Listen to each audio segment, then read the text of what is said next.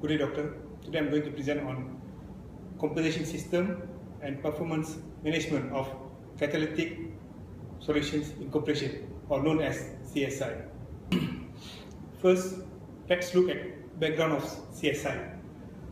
Established in 1996 by Steve Golden and Bill Anderson, the mission is to develop and manufacture catalytic converters with better performance and lower price than the competitors.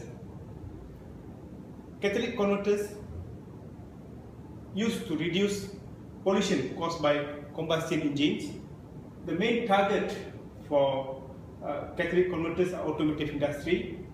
Catalytic converters is the third largest automobile component after engine and transmission. Other target markets are light duty diesel and natural gas turbine converters. Now let's look at the product strength and advantages.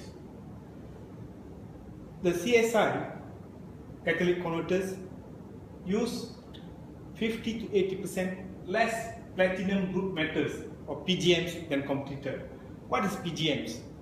PGM is combination of metal of platinum, palladium and rhodium. And the main issue here is the uncertainty of the supply of this material, and second, the cost of these metals are highly volatile in the market.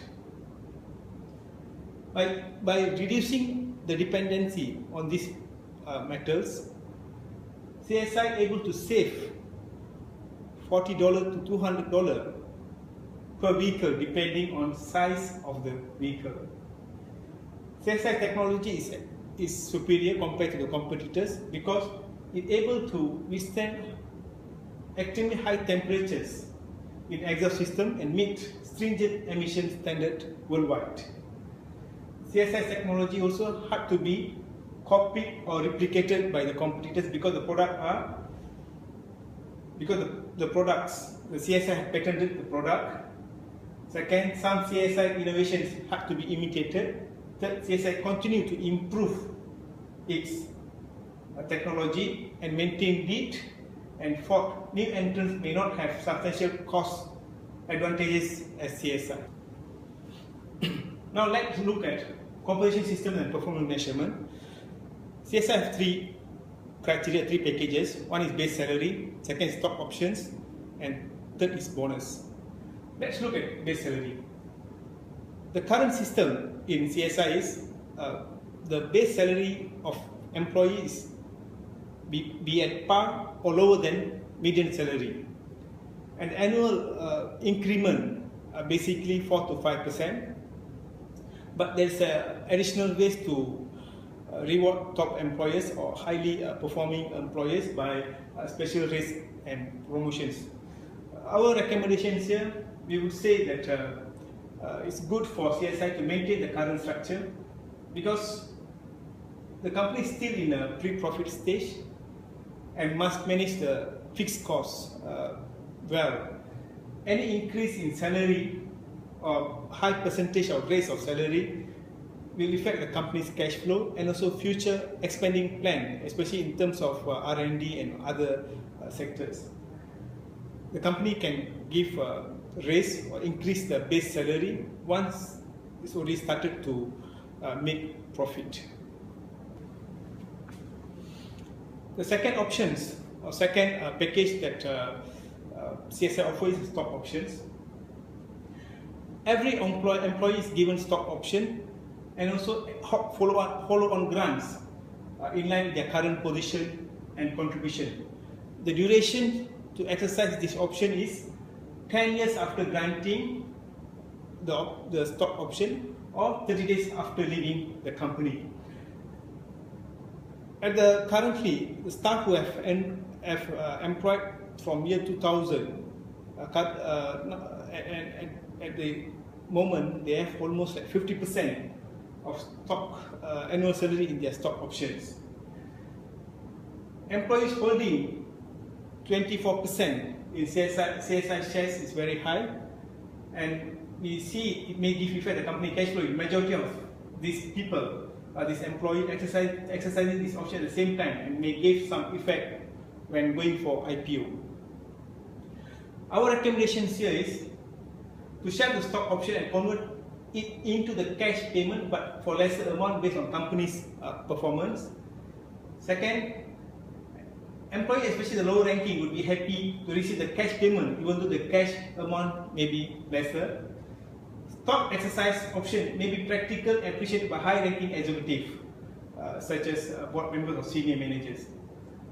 For this group, could be continued. Okay, now we do the bonus system in CSI. Currently, the bonus are given based on performance of the company, but not individual. For year 2001, bonus given based on OE commitments, execution of existing business plan and building infrastructure. Okay, OE commitment basically how much order they got, and for every order based on volume there's a wastage. And execution of business plan based on the delivery on time, quality of the product, whether there is defects or rejects. And building infrastructure basically based on R&D and also acquiring certain certificate, for example QS 9000. For year 2002, bonus, the measurement of performance basically giving more weightage to financial target based on revenue or profit and profits. Second is OEM commitments, and third is building infrastructure. Building infrastructure here, they're focusing on getting a QS 14,000. Okay, our recommendations here: bonus must not be given. Bonus must be given not only based on company performance, but also individual and department performance too. Okay, there's three from the article we can see there's three important departments, which is production, R&D, and sales. Okay, all these employees on particular department must be appreciated accordingly and individually to motivate them. For example, for production, they have to, if they're able to achieve certain target, there must be a bonus pool for that particular department. Same goes to R&D, to encourage them to continue to innovations, to do research on innovation, new innovations. They also must be given. Same goes to sales. If they're able to take more orders, they must be appreciated individually or into their department alone. Okay. For individual person also must be given rating so that they can get higher performance, because some staff maybe to retain them, to performing staff, to retain them and to make sure that they continue working and show their loyalty to the company. We appreciate them individually and give them higher bonus. And this is to create loyalty to the company and motivate staff to achieve higher. Now we look at fast forward for 10 years. We assume that CSI now has been very successful, and the company also now listed in the share market. I think the compensation system and performance measurement will be different, maybe not much, slightly different, because now as a public listed company the expectations will be very high, because performance basically will be measured basically by financial target, for example revenue, profit, dividend, future earning potential, and also share prices. So based on this, the pressure will be on the board to focus on profit. So the compensation system will be more practical if if based on the revenue of the company. So we look at the base salary.